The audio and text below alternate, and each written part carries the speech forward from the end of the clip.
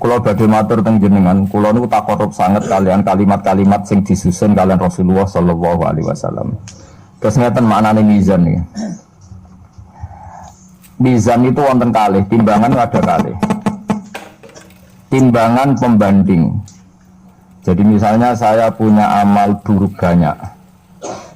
Ya, amal buruk banyak, terus ada amal baik banyak. Sebetulnya amal buruk itu mudah sekali talasat. Talasat itu hilang, nggak dinilai sama Allah. Karena kebetulan buruk itu nggak ada. Ini ilmu kelas hakikat di rumah balik. Rumah nggak ada salah paham gitu. Amal buruk itu banyak yang nggak ada. Amal baik itu ada tanpa kita mengamalkan. Ini rumah sekali sampean salah paham bahaya. Misalnya begini. Sama saya beri contoh. Ada orang mengatakan Isa itu Tuhan. Hakikat Isa Tuhan itu ada enggak? Enggak ada kan? Batu Tuhan juga enggak ada. Terus kita dalam hidup misalnya bergantung uang, bergantung fasilitas duniawi. Sebetulnya hakikat makan makanan, minuman bisa menopang kehidupan kita ya udah ada juga. Karena makanan itu ya makhluk yang fana. Ilmu yang diciptakan manusia itu ya makhluk yang sama-sama fana. Yang hakikat ada yang tidak mungkin hilang abadal abad selamanya lama, meskipun nanti setelah akhirat selesai pun itu hanya la ilaha illallah, bahwa yang berperan, yang aktif, yang al-fa'ilul mukhtar, pelaku sejarah, pelaku apa saja hanya Allah Subhanahu wa ta'ala. Sehingga kenapa ini kelirunya orang Khawarij?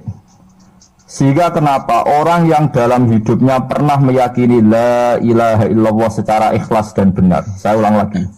Satu kali pun orang dalam hidup pernah meyakini la ilaha illallah secara ikhlas dan benar. Itu mbok atusan tahun ning nggone neraka, tetap nanti itu masuk surga. Mergo kebatilan yang ia lakukan itu dianggap tidak ada. Kenapa dianggap tidak ada? Memang hakikat kebatilan itu tidak ada. Yang ada adalah la ilaha illallah. Itu enaknya ngakoni barang batil. Barang batil itu tidak ada. Makanya disebut dalam Quran qul ja'al haqqu wa ma yubti'ul batilu wa ma yu'id. Yang ada di dunia dan akhirat itu hanya barang hak. Yaitu Allah itu wujud, Allah itu pemeran utama, Allah itu segala-galanya. Lainnya itu barang batil. Barang batil itu barang yang enggak ada tapi oleh manusia yang salah dianggap apa? Ada. Nah, sehingga barang batil ini sekali Allah menghendaki kalimat la ilaha illallah itu sampean baca secara ikhlas, itu barang-barang batil yang pernah kita lakukan itu otomatis hilang. Tanpa dihilangkan pun barang itu tidak pernah ada. Itu disebut barang apa? Disebut barang apa? Batil. Makanya di sebagian ayat disebut dalnaq dhifu bil haqqi 'alal batili fayadmahuhu fa idza huwa zahid. Niki ilmu kelas tinggi. Sehingga kenapa orang-orang kafir yang menyembah batu, menyembah Isa nanti masuk neraka? Sebetulnya Allah itu memasukkan mereka ke neraka itu hanya karena Allah ingin bilang gini toh. Sudah ya kamu di neraka saja. Kamu kan menuhankan batu, menuhankan Isa, ya silahkan minta tolong Tuhan kamu, itu saja. Artinya andikan mereka betul-betul yang dituhankan itu Tuhan, Allah juga senang. Kalau itu menjadi rival, dia menjadi rival Tuhan maksudnya, yang bisa menselamatkan. Niki rumah nabi ngomong sama orang yang akhirat. Buatan niki ijazah kula nu mujarab tenan.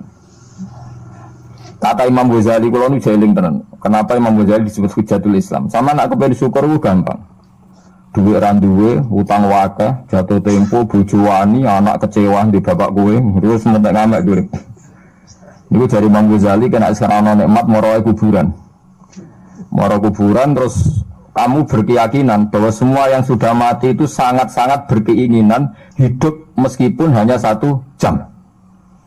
Wong sak donya mulai Nabi Adam nanti saiki kabeh berharap dihidupkan lagi meskipun 1 jam karena ingin membenahi kalimat tauhid la ilaha illallah. Lah kowe iku jek urip. Kowe iku jek urip. Berarti wong sak miliar-miliar sing mati iku iri mbek kowe. Mergo kowe jek urip.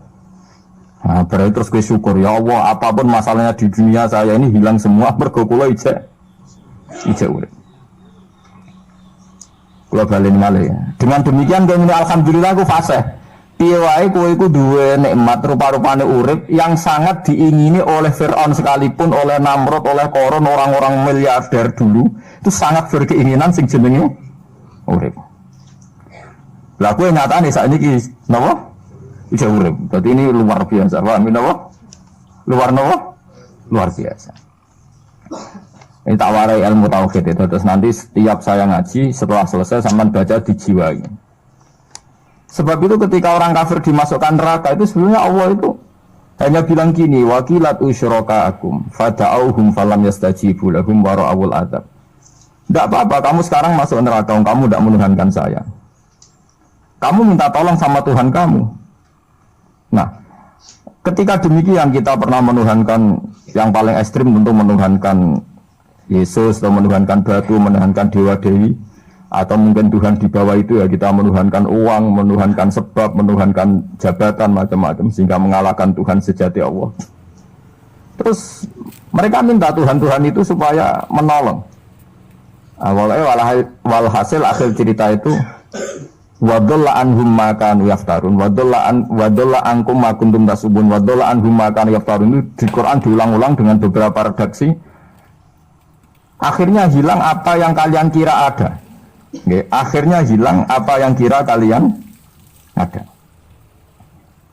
Misalnya kita mengatakan bahwa hidup itu harus makan, harus minum. Ternyata nanti di akhirat tanpa makan, tanpa mikun orang hidup. Makanya itu hebatnya ulama, hebatnya ahli sunnah, hebatnya nabi. Nabi itu orang mukmin itu dilatih. Kalau lesu ya makan, kalau ngantuk ya tidur. Tapi kita diajari ada makhluk hidup yaitu malaikat yang tidak makan, tidak tidur. Paling tidak meskipun kita itu kalau nggak makan lemes, kita tetap tidak mengatakan tanpa makan makhluk pasti mati. Karena kita berkeyakinan diberi akidah. Ada makhluk yang namanya malaikat, nggak makan, nggak minum tapi hidup.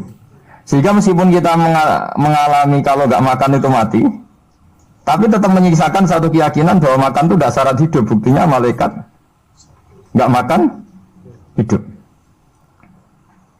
Paling tidak dengan keyakinan itu kita tidak mendewa-dewakan harus makan. Itu cara-cara Nabi mengajarkan kita. Faham gitu. Terus ini saya ulang-ulang. Makanya disebut wadolla anhum. Apa yang mereka kira ada itu dari awal tidak ada. Ya, apa yang mereka dikira ada nanti di akhirat tidak ada. Lah sing ada itu tetap nampa alhamdulillah. Makanya ketika nanti orang masuk surga da'wahum fiha subhanakallahumma wa tahiyyatuhum fiha salam wa akhiru da'wahum alhamdulillahi rabbil alamin. Ini penting kula aturaken. Terus sakjane salah niku ra dikepenak. Itu sebabnya kenapa orang yang kafir mulai cilik sampai tua ketika meh mati kok nglafadzna la ilaha illallah, satu kalimat ini akan menghapuskan kekafiran di masa lalu. Kenapa kok bisa hapus? Karena kekafiran yang masa lalu itu omong kosong semua. Ya toh mengatakan Isa Tuhan ya omong kosong, malaikat Tuhan ya omong kosong. Ini omong kosong semua. Barang itu kalau hakikatnya kosong hilang karena tidak ada bukti memang tidak benar. Itu kan gampang untuk menghilang. Itu podo karo wong mending ini. 3 miliar ambek 3 miliar. Iku podo karo 5 rupiah. Jadi ku gelembang meneh. 1 triliun mbek 1 triliun podo karo 500 rupiah. Omongan glemen itu kan ya wong edan itu lho. Berarti sak urip-uripe muni Isa pangeran ya edan. Muni liyane pangeran itu kan omongan ra penting semua. Meskipun disebut tuh miliar triliun tapi kan cara guru biji busa kan gampang dobong ae wong ndak. Tapi malaikat bagian katabah, bagian nulis itu rawani ngobong la ilaha illallah ben kuwalat tapi pangeran. Makanya saya pastikan sekali sampean nglafadz la ilaha illallah itu benar. Malaikat sing sentimen mbek sampean pun tidak bisa bakar itu. Kualat den. Paham gak maksudnya? Paham ya? Jadi jelas gitu niki kenapa kalimat itu begitu dikjaya. Paham ya? Begitu dikjaya.